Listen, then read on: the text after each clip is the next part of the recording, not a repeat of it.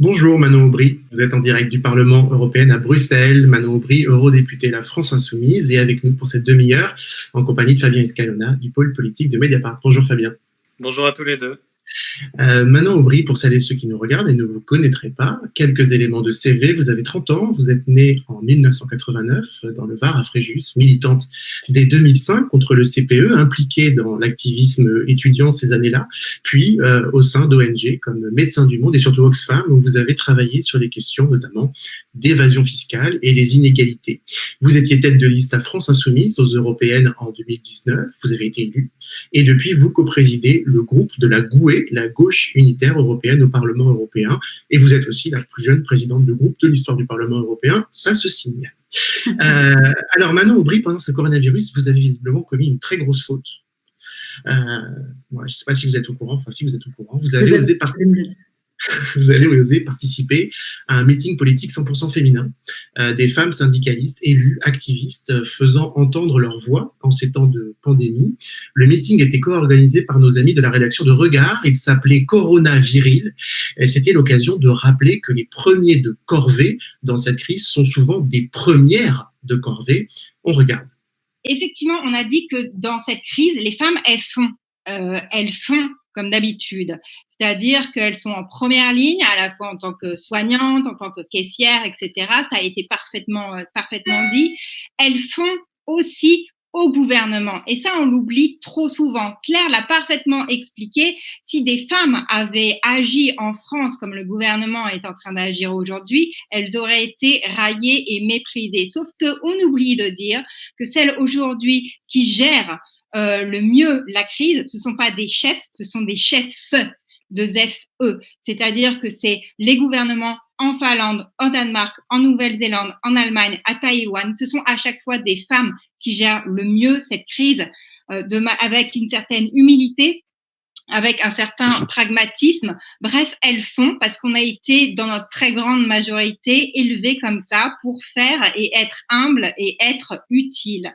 Mais ça ne veut pas dire que parce qu'on fait, on ne pense pas. Au contraire, on le fait peut-être même plus vite à la rigueur que d'autres. Et ça ne veut pas dire non plus qu'on n'a pas pensé avant le monde d'après. Alors, l'élu qui parle dans cet extrait, c'est Aurore Lalucq, une de vos collègues du Parlement européen. Et si j'ai dit précédemment que vous avez commis une grosse faute, c'est que ce meeting 100% féminin a visiblement agacé certains dirigeants de partis français, comme l'a rapporté le site Huffington Post. On va voir cet article qui s'affiche. Et dans cet article, il y a notamment cette phrase « On s'en est pris plein la gueule », dit une des participantes. Alors rappelons que tous les chefs des grands partis en France, à l'exception du Rassemblement national d'extrême droite, sont des hommes. Manon Aubry, est-ce que vous avez eu des remarques pour avoir osé participer à ce meeting 100% féminin au sein de la France Insoumise ou en dehors?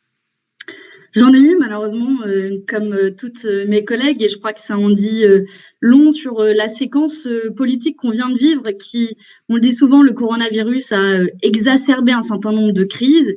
Et parmi cette crise, il y en a une que ça a exacerbé, c'est la crise viriliste. On l'a vu à plusieurs niveaux. D'abord, et c'était le message principal quand même de ce meeting, c'était de mettre en avant, vous l'avez dit, les premières de corvée.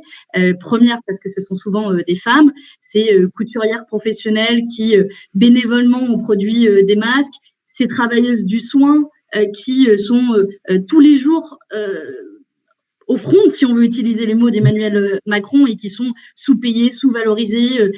Et enfin, des femmes politiques qui sont aussi invisibilisées à un moment où je pense plus que jamais il y a une faillite de la vision masculine du pouvoir brutal, exercé seul, où on a un chef de guerre qui vient passer en revue ses troupes, comme on a vu d'ailleurs Emmanuel Macron le faire. Et je crois que c'est pas sans rapport avec aussi une tradition guerrière finalement dans l'exercice du pouvoir qui est très liée, à mon sens, à nos institutions républicaines, à la Ve République, et qui fait qu'à la fin, on a un homme qui exerce seul le pouvoir et qu'on a des métiers féminisés parce que essentiellement exercés par des femmes sous-valorisées, sous-payées. Et derrière, c'est aussi une société qu'on dessine où la société du soin ou de l'attention de l'autre, y compris dans nos mouvements politiques de gauche, ne font pas toujours partie des priorités. Et c'est aussi ça qu'on a voulu dire avec ce meeting. Qu'est-ce que vous avez dit? Vous avez dit que vous faisiez du séparatisme féministe. Quelles ont été les critiques que vous avez pu entendre? Certains ne comprenaient pas à la fois les revendications politiques qu'on a voulu mettre en avant. Vous savez, ce meeting, c'était pas un meeting contre les hommes. C'était un meeting pour porter une parole politique forte, pour aussi créer des espaces de discussion entre femmes qui sont engagées. Vous l'avez pas mentionné, mais dans ce meeting, on a invité des caissières. Moi, par exemple, j'étais en binôme avec une caissière. On a invité des enseignantes. On a invité des femmes qui sont sur le devant de la scène. Il y avait aussi des aides-soignantes et des soignantes plus généralement. Et donc, ces femmes qui ont façonné la société depuis des années de manière invisible. Et puis, tout d'un coup, c'est comme si le pays s'était réveillé en se disant, bah tiens, notre société, en fait, tient sur ces femmes, cette bande de meufs, comme dirait d'ailleurs Taubira, qui, au quotidien, en particulier dans cette période de crise, a fait tourner la France. Et je crois qu'on ne gagnera pas politiquement, et notre camp politique ne gagnera pas si on ne comprend pas cette dimension féministe de la période, à la fois dans le porte-parole, mais aussi la manière d'exercer le pouvoir et les thèmes prioritaires que l'on met à l'agenda. Je prends souvent l'exemple de mes collègues de Podemos en Espagne, où mine de rien, en quelques années, ils ont quand même réussi à mettre dans les priorités politiques la lutte contre les violences faites aux femmes avec des moyens historiques débloqués et plus généralement une société du soin que je mentionnais tout à l'heure, qui je trouve est plus avancée que chez nous. Podemos, la gauche radicale espagnole. Alors actuellement, vous êtes en pleine session plénière à Bruxelles. En fait, c'est un peu la rentrée au Parlement européen après le coronavirus. J'imagine dans des conditions sanitaires spéciales. Si vous pouvez nous en dire un tout petit mot, c'est toujours intéressant de savoir si c'est comment les règles sanitaires s'appliquent dans un endroit comme le Parlement européen. Mais un des grands sujets de cette rentrée, c'est le Green Deal. Hein, c'était la grande promesse de la nouvelle Commission européenne, un plan de verdissement des économies européennes lancé avant la crise sanitaire, dont nous avions d'ailleurs sur Mediapart rappelé les limites dans un article d'Amélie Poinçonnet en novembre. Et vous aviez dit vous-même sur Mediapart que c'était un Green Deal marketing qui affiche des objectifs ambitieux, mais refuse de se donner les moyens de les atteindre. Avec la crise du Covid, certains à Bruxelles se démènent aujourd'hui visiblement pour le mettre en pièces, y compris cette petite vision du Green Deal au prétexte de ne pas entraver la relance de l'économie. Est-ce que le Green Deal tant annoncé par la Commission européenne aujourd'hui est menacé ? Oui, il est menacé. Il faut d'abord comprendre ce dont on parle parce que je maintiens ma position sur le fait que ce soit marketing parce que finalement, ils ont emprunté à la gauche, y compris la gauche radicale aux États-Unis, Alexandria Ocasio-Cortez qui parle de Green New Deal, donc de ce nouveau pacte vert qui doit être social et écologique. Et derrière ce package, en fait, ils nous ont ressorti leurs vieilles recettes sans remettre en question les dogmes sur lesquels s'est construite l'Union européenne, à savoir l'austérité budgétaire, le libre-échange, la concurrence du tous contre tous, qui aujourd'hui encore, malgré d'ailleurs le coronavirus, font partie des fondements de l'Union européenne et qui faisaient partie du Green New Deal.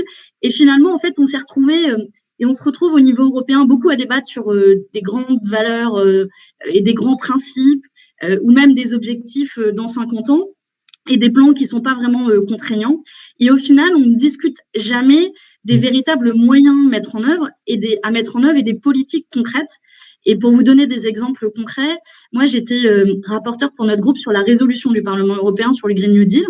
Donc, c'était formidable dès qu'on a passé sur les déclarations un peu les grands principes.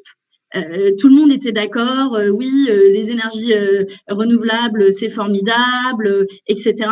Et dès qu'on arrivait dans du concret, c'est-à-dire des objectifs contraignants en matière d'énergie renouvelable, matière de production, dès qu'on a commencé à parler de politique agricole commune, d'énergie fossile, et même, et c'est le plus gros point d'achoppement à mon sens sur le Green New Deal, c'est considérer que c'est juste de l'écologie et que c'est pas une écologie transformatrice de notre société, et qui transforme aussi notre économie. Et dès qu'on est arrivé à parler des moyens à mettre en œuvre et de sortir, par exemple, du pacte de stabilité et de croissance en Europe qui impose l'austérité, donc qui contraint les budgets nationaux, dès qu'on a parlé de sortir des accords de libre-échange qui continuent à tour de bras, malgré le coronavirus, ils nous parlent relocalisation, mais ils continuent à signer la semaine dernière encore un accord de libre-échange avec le Mexique. Et en fait, ils le disent d'ailleurs dès l'introduction de cette résolution, pour eux, le Green Deal, c'est une stratégie de croissance. Et moi, je pense qu'il faut sortir de cette logique-là.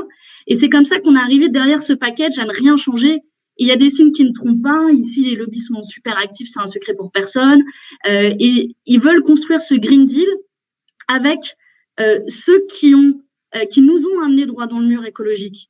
Et je vous l'avais traité aussi à Mediapart, mais un symbole de ça, par exemple, c'est BlackRock, on en a beaucoup parlé de BlackRock en France ces derniers mois. Américain. Le fonds de pension américain, en effet, qui a été choisi par la Commission européenne comme conseiller à l'écologie sur la finance durable. Et pour rappeler, BlackRock, il possède quand même plus de 80 milliards de dollars d'actifs dans les énergies fossiles. Ils ont voté contre, de mémoire, c'est plus de 80% des résolutions sur le climat dans les assemblées générales des entreprises dans lesquelles ils siègent.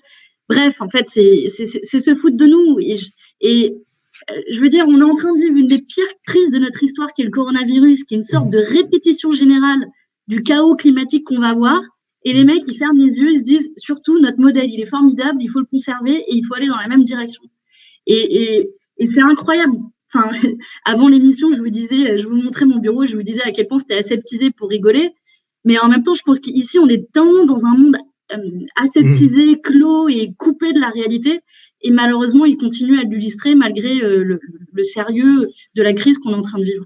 Fabien Escalona va revenir avec vous d'ailleurs sur tous ces points, sur les politiques qui sont en train d'être définies aujourd'hui à Bruxelles. Mais juste un mot, justement, vous l'avez mentionné, aux États-Unis, le Green New Deal est prôné par la gauche américaine. Il est beaucoup plus audacieux y compris le projet initial de la Commission européenne. Il s'agit d'un plan de relance global, combattant les inégalités sociales, y compris raciales aussi, instaurant la justice climatique par des investissements publics massifs. Et celle qu'il a portée, c'est Alexandria Ocasio-Cortez, vous l'avez dit, élue de New York. Manon Aubry, Alexandria Ocasio-Cortez, elle est née 2 mois avant vous, en octobre 1989, donc il y a un élément générationnel là-dedans. Et voilà ce qu'elle en dit. In the depths of darkness, in the depths of despair, which what we last saw, when we think about where we were when the New Deal was established, we were a nation in depression, in Great Depression. We were a nation on the brink of war. We saw the rise of fascism creeping across in Europe. And no one would thought that a nation so poor, so scarce, and so in such dire straits as we were in that time could pursue such a bold economic agenda. But we chose to do it anyway. We had the courage to do it anyway. And that is what this moment demands of us right now. That's what we have to do. This is going to be the great society, the moonshot, the civil rights movement of our generation. That is the scale.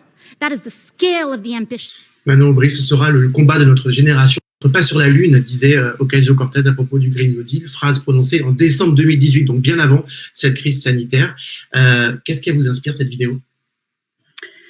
Elle m'inspire que c'est le sens de l'histoire, et l'histoire est en train de se répéter. On vit une des pires crises de notre histoire moderne, en tout cas de nos jeunes vies, Alexandria Ocasio-Cortez et moi, et on est à un tournant. Soit nos États choisissent une pente autoritaire, comme certains le choisissent, et de reproduire notre modèle économique qui nous a amené droit dans le mur, c'est-à-dire un modèle productiviste, un modèle du libre-échange, de la croissance à tout prix et finalement du chacun pour soi, qui est la concurrence libre et non faussée. Soit on se dit, attendez, là on allait droit dans le mur, il n'est jamais trop tard pour changer d'avis, et moi je ne désespère pas que je peux convaincre un maximum de personnes, et là on opère un changement radical de société, mais ça veut dire sur tous les pans de la société. Ça veut dire d'un point de vue économique, d'abord, qu'il faut s'en donner les moyens. Et d'ailleurs, aujourd'hui même, on signe une tribune avec Alexandria Ocasio-Cortez, d'ailleurs, avec Bernie Sanders, avec Jean-Luc Mélenchon notamment, mais on est plein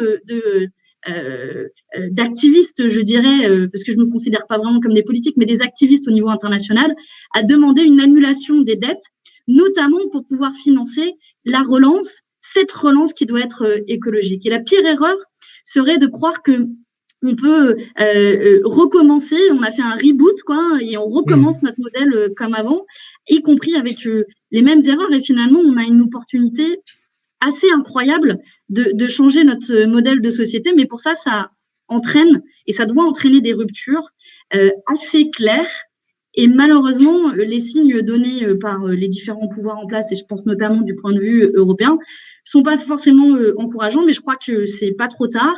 Et ça va au-delà du modèle économique, ça va aussi avec cette société du soin, de l'attention dont je vous parlais tout à l'heure, de se battre aussi pour des choses qui sont pas forcément, qui n'ont pas forcément un produit physique, c'est aussi une démarche philosophique quelque part, d'investir du temps et de l'argent, y compris du débat politique, pour quelque chose qui ne rapportera rien d'autre que de la dignité, de la cohésion.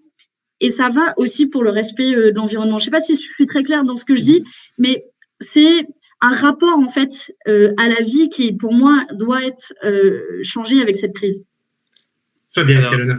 Manon Aubry, vous le disiez, il y a des signaux qui ne sont pas très encourageants du côté européen.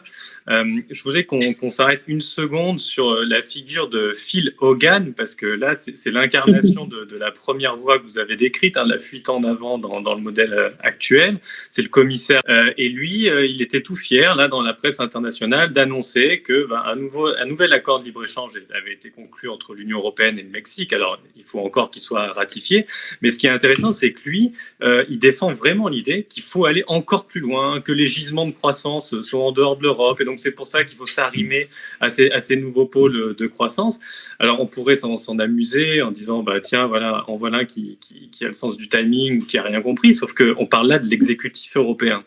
Et on sait à quel point la Commission est centrale dans le jeu européen. Est-ce qu'avec cette équipe-là, le fameux deal dont on parlait peut être autre chose qu'une mascarade? Est-ce qu'on est voué à attendre des années pour changer cette tête-là, quoi? J'aimerais vous dire qu'on va aller changer du jour au lendemain, mais c'est clair que moi, je ne crois pas. C'est pas avec eux qu'on pourra opérer ce changement de modèle de société. Et vous le disiez très bien, c'est à quel point ils sont dans un fanatisme aveugle quand c'est tout notre modèle industriel et notre souveraineté industrielle qui est en échec complet. Face à cette crise, on a été incapable, mais toute l'Europe, je veux dire, il n'y en avait pas un pour sauver l'autre, à tel point qu'on s'est même volé entre nous, États européens, des masques et des respirateurs, par exemple. La France a réquisitionné des masques destinés à l'Espagne et l'Italie, parce que les uns autant que les autres, on était incapables de produire sur notre sol européen ce dont on avait besoin. Et quand on défend la souveraineté industrielle, c'est pas par nationalisme, par volonté de fermer les frontières à tout prix, c'est parce que quand on fait faire 3 fois le tour à nos marchandises de la planète avant qu'elles arrivent dans notre supermarché, là où on va faire nos courses, forcément, ça a un impact écologique. Forcément, ça nous fait être dépendants d'acteurs extérieurs. Et on a vu la loi du plus fort sur le tarmac en Chine, quand il fallait se battre pour obtenir des masques, c'est les États-Unis qui gagnaient, parce que eux, ils faisaient des commandes plus importantes. Et ces gens-là sont fous, en fait.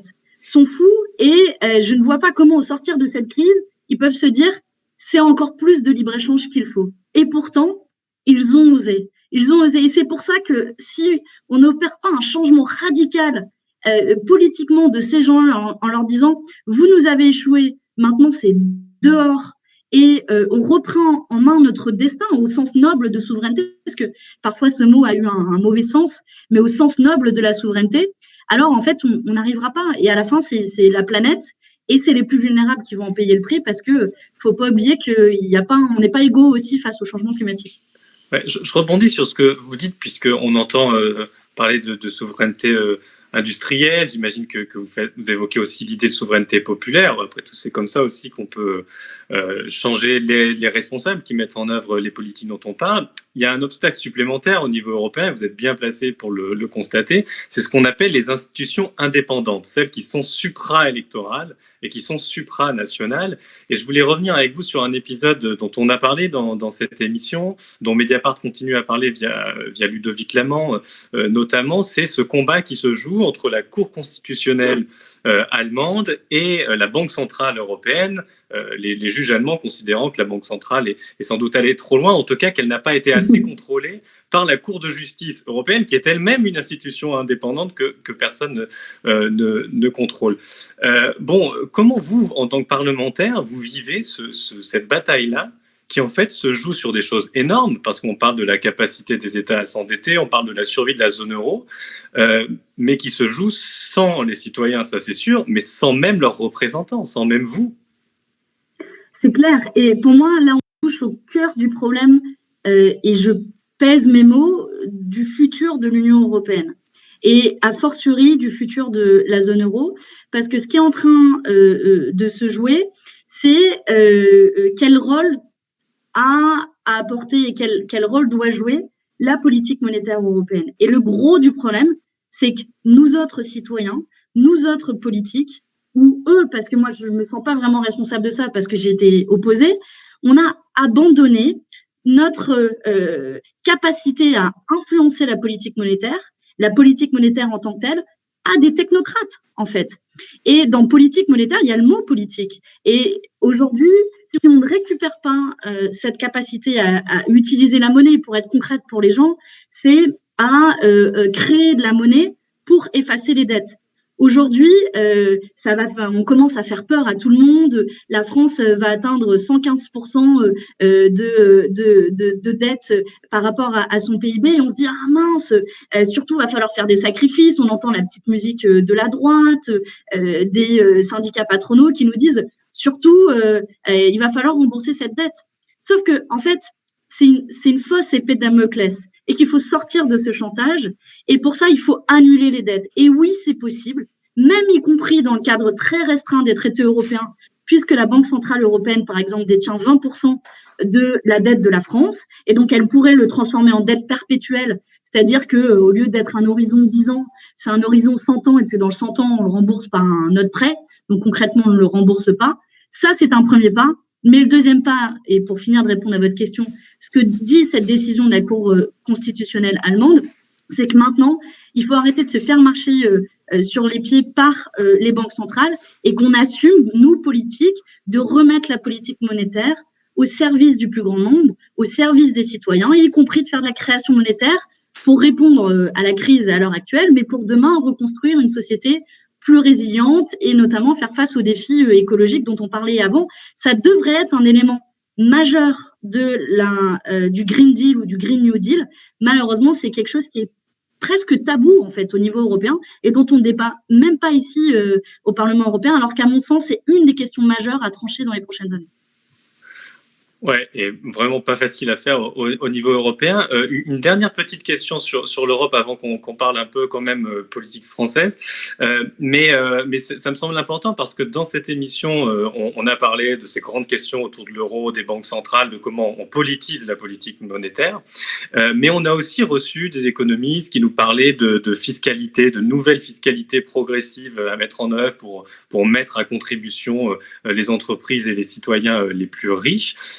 Vous me disiez quand on préparait cette émission, moi j'essaye de réunir un peu ces deux clans-là, entre guillemets, c'est-à-dire ceux qui se préoccupent surtout des grandes masses monétaires et puis ceux qui se préoccupent surtout de l'impôt en disant la BCE, on n'y peut pas grand-chose et puis c'est un peu dangereux de confier notre destin juste à la Banque centrale européenne. Alors vous essayez de faire le pont entre ces deux types de propositions qu'on voit se dessiner ? Oui, j'essaie de faire une synthèse tant bien que mal parce que après c'est normal, dans une crise, on a souvent tendance à ressortir ces solutions et à dire regardez, la crise nous donne raison. Et les économistes qui défendent une redistribution des richesses via l'impôt et les économistes qui défendent la création monétaire, en vrai, je pense qu'ils ont tous les deux raison. Et je pense que pour avoir une réponse à la hauteur de la crise, il faut marcher sur nos deux jambes. D'un côté, il faut annuler la dette, notamment ce qu'on appellerait la dette Covid, qui correspond aux dépenses exceptionnelles faites pendant cette crise et qui est de la mauvaise dette, entre guillemets. C'est pas de la dette qui produit des investissements futurs sur lesquels va y avoir des rentrées d'argent. C'est vraiment pour sauver l'économie. Et ça, il faut l'annuler. Mais derrière, ça doit s'accompagner d'une politique fiscale de redistribution des richesses, de taxation des hauts patrimoines, de taxation aussi des profiteurs de la crise, entre guillemets. Là, il y a eu les premiers chiffres, le secteur des supermarchés, c'est plus de 35% de bénéfices pendant la crise. Alors, à côté de toutes les petites PME, dont beaucoup, malheureusement, vont être en faillite, etc., il y a des grandes entreprises qui se sont enrichies. Et comme on a taxé les profiteurs de guerre pendant la Première Guerre mondiale, c'était le cas de Citroën, là, on devrait faire la même chose, surtout si le gouvernement considère qu'on est en guerre. Et au lieu de prendre une politique pour annuler l'autre, c'est d'ailleurs Gabriel Zucman qui disait ça, l'économiste qui est aux États-Unis. Exactement. Il disait il faut une politique fiscale ambitieuse qui va au-delà d'ailleurs de l'ISF. Donc, il propose un barème qui est très intéressant d'ailleurs d'un point de vue de la taxation des hauts patrimoines. Et il dit pour rembourser la dette. Moi, j'irais plus loin que sa proposition en disant en fait, l'un n'est pas incompatible avec l'autre. Il faut annuler la dette et remettre en place une société qui permet la redistribution des richesses et le financement de nos services publics à travers une politique fiscale plus juste et qui va même au-delà. Vous savez, parfois à gauche, par facilité, on dit rétablir l'ISF, rétablir l'ISF. Évidemment qu'il faut rétablir l'ISF, mais je pense qu'il faut un système fiscal beaucoup plus juste sur lequel on est aussi en train de réfléchir, en remettant sur le devant de la scène, par exemple, la taxation de l'héritage, qui est aussi une question d'ailleurs femmes-hommes, parce que les femmes héritent beaucoup moins que les hommes, pour rétablir l'égalité des chances, et repenser notre système fiscal dans son intégralité en lien avec la politique monétaire. Et donc, j'essaie de discuter avec beaucoup d'économistes ces dernières semaines pour essayer de les faire dialoguer entre eux et de porter une proposition conjointe qui allie à la fois la politique monétaire et la politique fiscale au niveau français et européen. D'accord. Alors, parlons un peu des gauches françaises. Je le disais, d'autant plus qu'on a passé un article hier soir sur Mediapart qui était consacré à Mélenchon, qui s'y exprime dedans avec cette citation que j'ai relevée. Jean-Luc Mélenchon dit « Ce qui se joue aujourd'hui et qui trouvera son écho dans la campagne présidentielle à venir, c'est l'hégémonie culturelle qui existera dans la saison du vote, le rapport de force sociale et l'épreuve des caractères face donc aux épreuves. » Alors pour faire ce rapport de force dont il parle, beaucoup parlent aujourd'hui des convergences qui sont en train de se nouer à gauche. Vous, comment vous voyez les choses? Est-ce que vos collaborations au Parlement européen vous rendent un peu optimiste sur ces convergences possibles, et surtout, quels obstacles concrets vous voyez encore à ces fameuses convergences qui iraient des insoumis aux écolos en passant par diverses formes de gauche? Je pense qu'on ne peut pas parler du futur sans parler de ce qui s'est passé ces 3 dernières années. Parce que je crois qu'on abordera 2022 de manière différente de 2017. Et qu'il y a 3 mouvements qui ont structuré, je pense, notre société ces dernières années, que sont les Gilets jaunes, en mettant sur le devant de la scène la redistribution des richesses et la question démocratique, mais aussi une forme de défiance vis-à-vis du monde politique, il faut le dire. Ensuite, il y a le mouvement climatique porté par les jeunes qui se politisent à travers la question climatique, une forme de radicalité aussi en la matière. Et il y a aussi tout le mouvement MeToo qui a apporté et qui va à mon sens au-delà des questions de violence faites aux femmes, qui revient à tout ce qu'on disait aussi tout à l'heure sur la valorisation des métiers féminins, etc. Et si vous rajoutez à tout ça la mobilisation des soignants qu'il y a eu, les mobilisations sur les retraites qui ont aussi fédéré bien au-delà des organisations syndicales avec un large soutien populaire, c'est ça, à mon sens, qui a façonné la période et sur lequel on doit construire dans la perspective de 2022 et qui fait aussi que je pense qu'on ne peut plus avoir une séquence où on a un homme seul qui va sauver le monde et qu'il faut assumer une espèce de dimension collective de l'exercice du pouvoir, y compris en lien avec ce qu'on propose d'ailleurs sur la 6e République. C'est une forme de mise en pratique de ce qu'on peut raconter. Et qui va nous permettre aussi d'être plus crédibles, à mon sens, dans l'offre qu'on pourra avoir pour 2022. Après, de manière concrète, oui, ici, on dialogue avec nos homologues et nos collègues des autres groupes. Vous aviez cité et mis Aurore Lalucq qui participait au meeting au début. Je travaille beaucoup avec Aurore Lalucq sur les questions économiques. Je travaille beaucoup aussi avec Raphaël Glucksmann sur les questions de souveraineté. On voit qu'il a évolué aussi dans son discours sur les questions de souveraineté, y compris industrielle. Les écolos, on travaille énormément avec eux, David Cormand, Marie Toussaint. Je travaille aussi beaucoup avec eux au quotidien. Et je pense qu'on peut créer une forme de compréhension collective qui ne doit pas mettre de côté les divergences qu'on a, mais au contraire qui nous permettent de les traverser une à une. Parce que on peut avoir des déclarations de bonnes intentions, et il y en a plein en ce moment qui sont publiées, mais si on ne parle pas des choses sur lesquelles on n'est potentiellement pas d'accord, alors on n'avance pas, si vous voulez. Et ça, c'est d'un point de vue politique, mais d'un point de vue social, il continue à se passer des choses. Il y a les 18 organisations qui sont réunies dans plus jamais ça.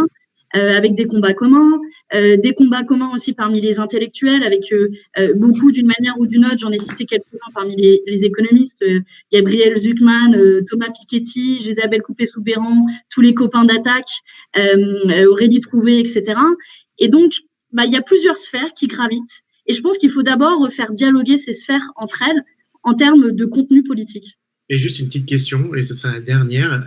Jean-Luc Mélenchon est-il pour vous le candidat naturel de cette hégémonie culturelle nécessaire et urgente, comme vous le dites, vu la période en 2022? Je dis ça parce que dans l'article, y compris des proches de Jean-Luc Mélenchon disent qu'il se prépare pour 2022, comme si nous étions dans un cycle politique habituel, d'une certaine façon, un peu en différence par rapport à ce que vous dites.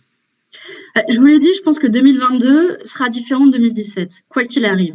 Ceci dit, Jean-Luc Mélenchon reste pour moi, à ce stade, le meilleur candidat si il peut être capable de rassembler, de construire un centre de gravité, une dynamique capable de fédérer, coaguler, rassembler, je sais pas, vous utilisez les mots que vous voulez, mais justement avec ces dynamiques dont je parlais tout à l'heure, y compris en renouvelant son cadre de pensée sur la base des 3 mouvements que j'ai décrits tout à l'heure, pour finalement proposer une offre qui soit adaptée à notre temps pour 2022.